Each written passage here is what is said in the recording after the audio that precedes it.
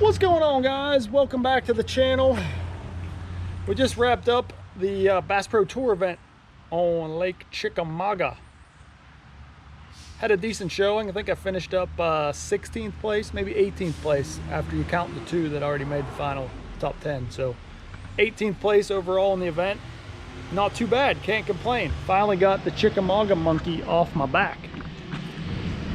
But right now, I want to give you guys a recap of what went down. The baits, rods, reels, line, get up close and personal and show you the exact baits that I was using this week to help me catch a few giant bass on Lake Chickamauga. So that's all coming up.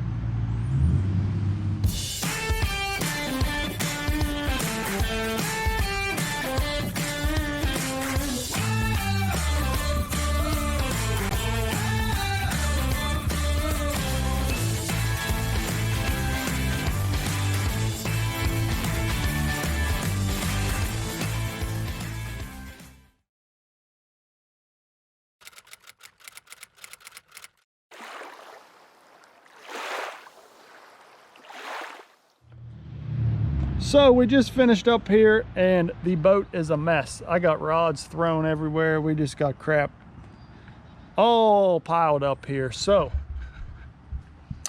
I'm gonna jump in, clean this boat up a little bit, put the rods up. But while I'm doing that, I want to explain to each rod the bait and why I was using it. Maybe help you guys catch a few more bass if you ever head out on Lake Chickamauga.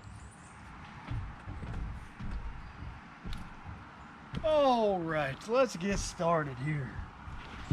We're gonna start by taking my shoes off, of course, but we're gonna dig into this side first.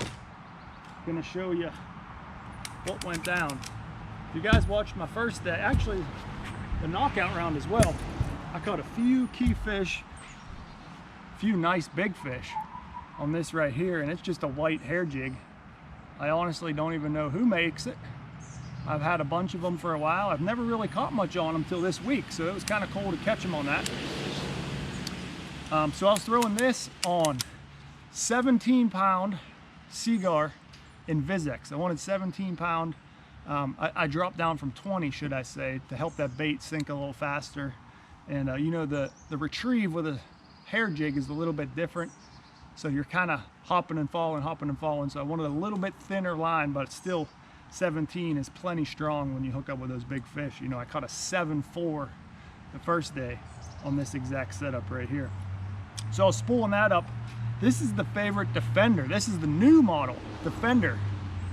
Really impressed with it. This is the 7.5 medium heavy model, and this was just the perfect rod for throwing this hair jig. I was really impressed. This was actually the first time I got to use this rod. Didn't catch any fish on it in practice, so the first bass that I caught with this rod was a 7.4 in the tournament. That was pretty awesome. So this is the Defender. Of course, it's all red, white, and blue for America. It's pretty awesome. Favorite Soleus XCS reel. Like I said, spooled up with Seagar fluorocarbon. You can't go wrong. All right, next up in the mess of rods, we have a bunch of different crankbaits. Let's pull all the crankbaits over at once. So these are all the Phantom Fat Glass series. We had 2 of the 7.6 heavies.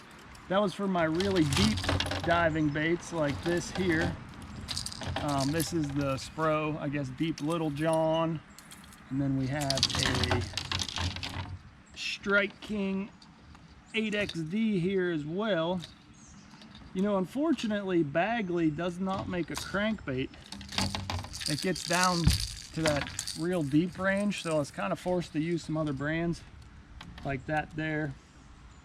That is the Strike King 8XD. We got the Strike King 6XD. We got a DT20 and a DT16 here. And last but not least, we do have a Bagley Diving B2. This is in a new shad kettler that's coming out very soon. Now this was for my little bit shallower ledges, because this bait here gets down to about 12 to 14 feet. So whenever I was fishing those little bit shallower, sneaky ledges, is when I would pick up this crankbait right here, because it is just prime for those little bit shallower ledges. And I was throwing those 3 crankbaits on the favorite fat glass, Phantom cranking fat glass, 7.4 medium heavy. It's just a little bit lighter rod than the 7.6 heavy. You don't really need it when you're if you're not throwing a bait that's diving almost 20 feet. So that 7.4 medium heavy is just a perfect all-around cranking rod. So those were my moving baits, reaction baits. Now I didn't catch many fish on that pile, that side, but when I did catch one, it was generally a big one. It was definitely a scoreable and generally a big one. Last rod on that side was just a chatterbait. This is a 3/4 ounce jackhammer chatterbait. My go-to chatterbait rod, especially for offshore fishing, a little bit of hydrilla. You know, I had one little hydrilla spot that I was fishing. It's the favorite Hex series 7.5 medium heavy. Favorite Soleus XCS reel, of course. 15-pound Seagar in Vizex. That's just my go-to chatterbait rod for some offshore hydrilla. You know I love that rod. That's the rod I won Lake Murray on, so that's just one of my favorite all-around rods. So absolutely love that rod right there. Now we move over to this side. This was more my business end side right here. We had this one. Well, as I was saying before I knocked you guys off of the dang boat, the right side was more my business end. You know, that's where I had a lot of spinning rods. I had a few bait casters over there. Had a little scrounger rigged up. Don't even know what bait or scrounger this is, so I can't help you there. I throw that on the favorite Hex 7.5 medium heavy as well. Never caught any fish on this. I just had it on the deck. I made a few casts per day with it, but never even caught a bass on it. Let's see, next up we got a mess is what we got. Well, I can't even get it out. But what we had there was a swim bait. It was the Guggen Saucy Swimmer. Guggen Saucy Swimmer on a Bass Cave Tackle screw lock deadhead, the 4.8 inch version. Once again, never caught a bass on that all week, but had it on the deck, made a few casts per day with it just when I felt necessary, but never even caught a bass with it. Next up, we had a Nico rig. This is a big old worm here. Cool thing about this is that Bass Cave Tackle screw lock Nico weight. That screws right in there. Here, we'll take him out. You can see that weight. What that weight allows, it's a lot heavier than a nail weight. It screws into your worm. It's going to stay in there very well. But the most important thing is this is hitting the bottom, so you have a lot better feel of what's going on down there whenever you're throwing a Nico rig. But this was another thing. I only caught a couple fish, a couple non-scorables. I don't think I caught any scoreable fish on the Nico rig this week, but did have it on the deck and threw it a little bit. Let's see, next we got a mess. Here, this guy right here was the workhorse this week. You can see he's all chewed up. He is all chewed up. So, start with the business end. Pull that worm off there. This is the Bass Cave Tackle football head. 3/8 of an ounce with a 2/0 hook. Is a pretty heavy jig head for a Ned rig, but that's what I was going with. I wanted to keep that bait on the bottom. You know, a little bit of wind, a little bit of current. It's kind of hard to feel if you drop down to a lighter Ned rig. So I went with that 3/8 of an ounce, and that was the key. That's what I caught most of my fish on right there. I had 3 of them rigged up on deck. So that was the rest of these rods here, was just backups of my Ned rigs. Just putting a little Finesse worm on there. I mixed it up a little bit. This is a big TRD.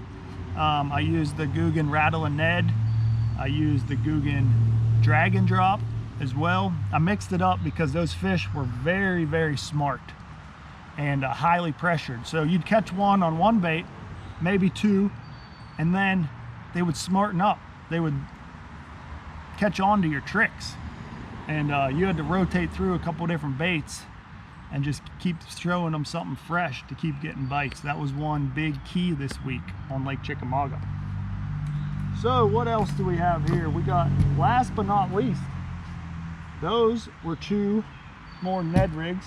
Oh, I did have a drop shot. Threw a drop shot. I threw a Guggen Slim Shake on the drop shot, as well as the drag and drop. I mixed it up between them, but I don't think I caught any scorables on that as well.